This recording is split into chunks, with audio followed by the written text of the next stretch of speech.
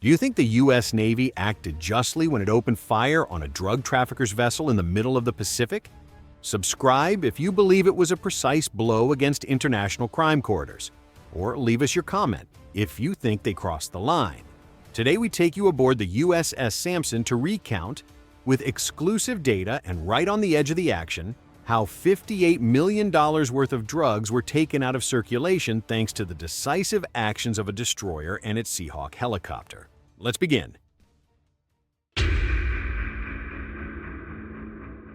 At 6:37 on August 30th, 2025, the radar room aboard the USS Samson lights up with a single high-speed contact, 380 nautical miles southwest of Acapulco, in the middle of a calm patrol corridor in the eastern Pacific. A blinking dot accelerates aggressively.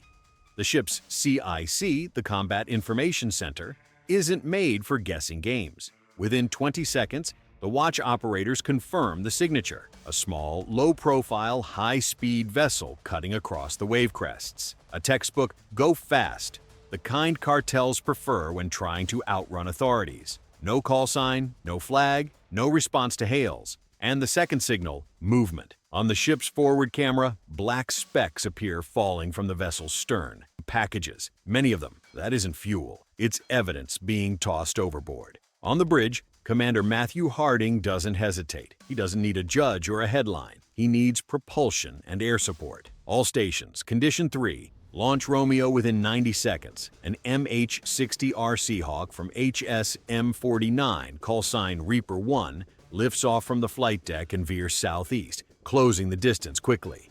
Below, the suspect vessel continues at full throttle, tracing white arcs across the blue water. It tries to fade into the horizon.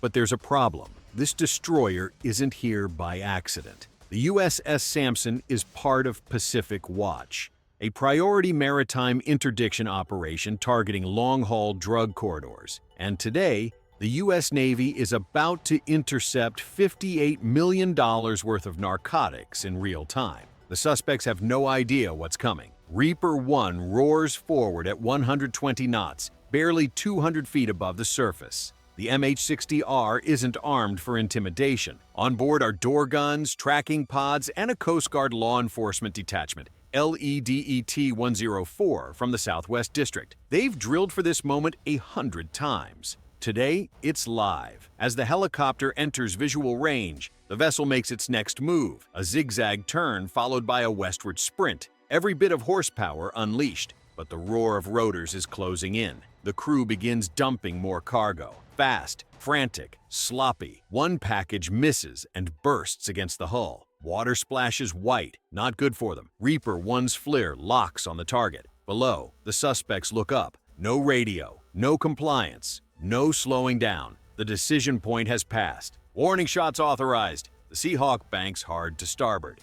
The door gunner leans out and fires a burst, tracing just 10 meters behind the vessel's starboard valve. The message is crystal clear: stop, or this escalates. It doesn't work. The suspects keep fleeing, still dumping cargo. Commander Harding makes the call: disable fire. Take out that engine. Seconds later, the Seahawk swings back. This time the bursts don't miss. With surgical precision, the gunner rakes the stern. Rounds tear into the outboards. One sparks and dies.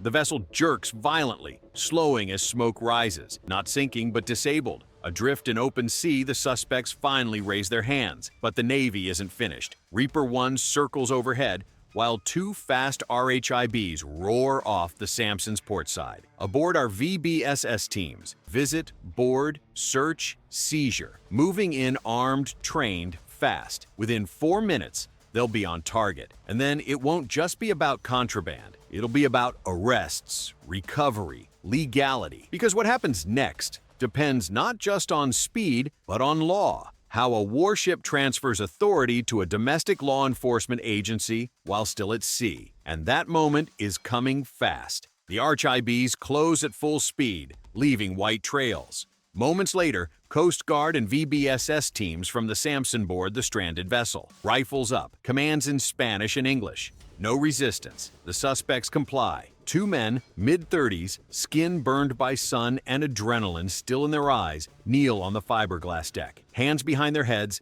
eyes locked on the Seahawk circling above. They're unarmed, but what floats around them is far more dangerous. Over a dozen tightly wrapped bundles drift nearby, some half submerged, some already soaked, each tagged and logged by the boarding team. The leader steps up. With suspects secured, the legal process begins. Under international maritime law, a vessel without a flag or registry is considered stateless. That means it can be boarded and searched under U.S. jurisdiction. And since this "go fast" claimed no nationality and ignored all warnings, the Coast Guard assumes full authority. Field test kits are opened. A soaked brick is cut open. White powder. The petty officer applies the strip. Within seconds, bright cocaine confirmed. Total, 47 bundles, about 3,439 pounds, 1,560 kilograms. Estimated wholesale value, $58 million. Retail, easily triple, depending on the route. The suspects are handcuffed. Read their rights under U.S. maritime counter-narcotics protocols. They say nothing. The team also assesses the vessel's condition. No lights, damaged engines, cracked fiberglass hull, no radio, no life jackets, impossible to tow, unseaworthy, a floating hazard. A boarding agent reports to the Samson, vessel secured, 2 detainees, cocaine confirmed, classified as navigation hazard. The job isn't done. This wasn't just stopping the boat. It's about what comes next, which means the Samson will now play a very different role. Not boarding, but destroying. The USS Samson doesn't patrol the Eastern Pacific by chance. It's here as part of Pacific Watch, a joint maritime security operation led by U.S. Northern Command, Homeland Security, and Coast Guard Pacific Command. The mission is to intercept transnational criminal threats before they reach U.S. shores. That means monitoring smuggling corridors between Central America and the southern U.S. And today, that meant being exactly 380 miles southwest of Acapulco. But stopping a stateless vessel with a warship isn't just tactics, it's legal authority. The Navy has reach, firepower, and mobility to locate and halt targets. But it cannot arrest suspects or seize contraband alone. That's where the Coast Guard's LEDET comes in, a law enforcement detachment embedded on Navy ships. Once confirmed the vessel is stateless and carrying illicit cargo, operational authority transfers from the Navy's combat commander, here, U.S. 3rd Fleet, to the Coast Guard's District 11 in California. A silent but critical handover. In minutes, the mission shifts from combat readiness to legal precision. For the Samson's crew, it's high-tension routine. This DDG-102 destroyer is an Arleigh Burke-class warship, missile-guided and normally focused on missile defense or anti-submarine warfare. But in multi-mission theaters like Pacific Watch, it adapts. Radars shift from tracking threats to spotting smugglers. Tomahawks stay cold while RHIBS takes center stage. This hybrid model, combining a warship's operational reach with the Coast Guard's authority, has become the benchmark for maritime interdictions. With advanced sensors, air support,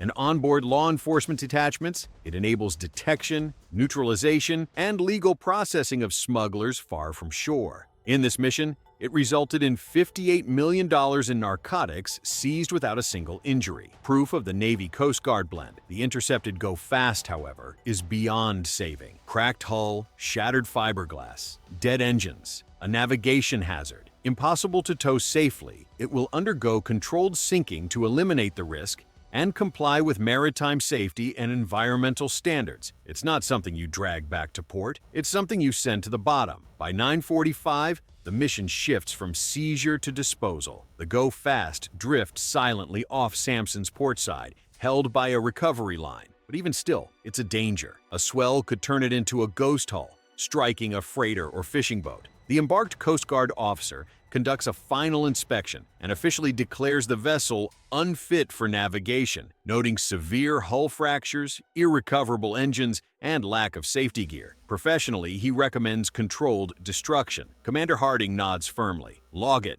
Prepare to sink her. Though the Samson doesn't carry demolition charges routinely, her crew is trained and equipped for safe, precise scuttling. While specialists strip all reusable material, empty drums, GPS mounts, throttle components, each step is coordinated to ensure the hull is ready for immersion, removing risk and closing the procedure by the book. Each cocaine bundle is sealed, tagged, and stored in the evidence hold under controlled temperature. guaranteeing chain of custody for forensic analysis. Meanwhile, the two detainees wait in Samson's small holding cell, silent, under watch, until charges are formalized and extradition begins under international protocol. With all non-essential materials secured, the crew readies the scuttling, hull schematics reviewed, charges set, portable cargo checked. A rigid hull inflatable boat ferries explosives to the disabled vessel, designed to pierce the hull at critical points. Every step supervised, safety measures in place.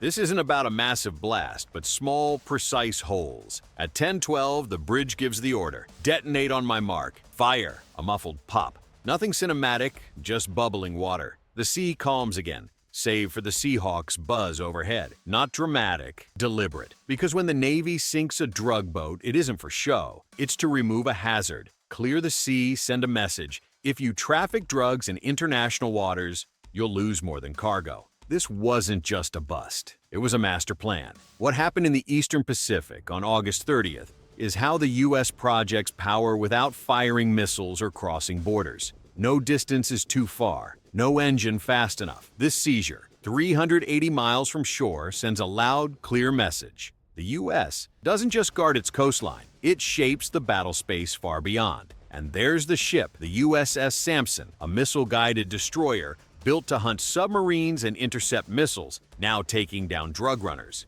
That versatility isn't coincidence. The Navy's multi-mission doctrine lets these ships switch roles in hours.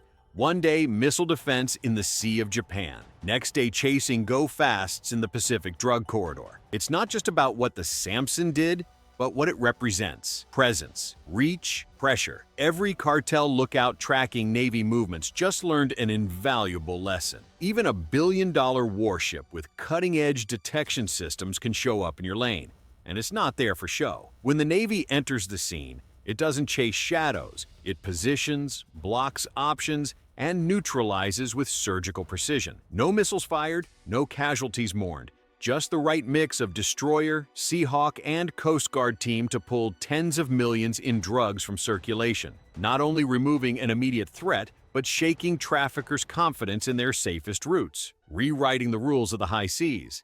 But here's the real question. If you were in command of the USS Samson and that go-fast refused to comply, would you have fired to disable the engine right away, tried to block with the RHIBS, or abandoned the cargo and gambled on luck? Share your strategy in the comments. And that's our report from the Eastern Pacific, where tension rises and interdiction missions mark a turning point in maritime security. If you want to follow closely how U.S. Navy destroyers confront drug-running corridors and get our alerts the moment news breaks, don't forget to subscribe and hit the bell. See you in the next report.